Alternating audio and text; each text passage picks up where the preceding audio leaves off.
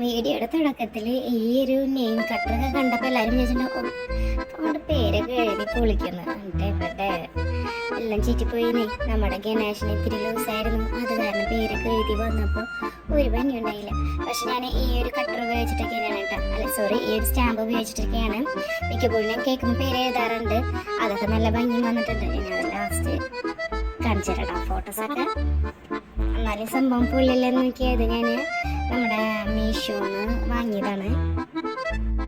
ഇപ്പോൾ കേൾക്കുമ്പോഴൊക്കെ പേര് എഴുതാൻ കുറച്ച് ബുദ്ധിമുട്ടുള്ള കുറേ ആൾക്കാരുണ്ടാവും. എനിക്ക് അങ്ങനത്തെ ഒരു പ്രശ്നമുണ്ട്, എഴുതുന്നത് വലിയ ഭംഗിയില്ല.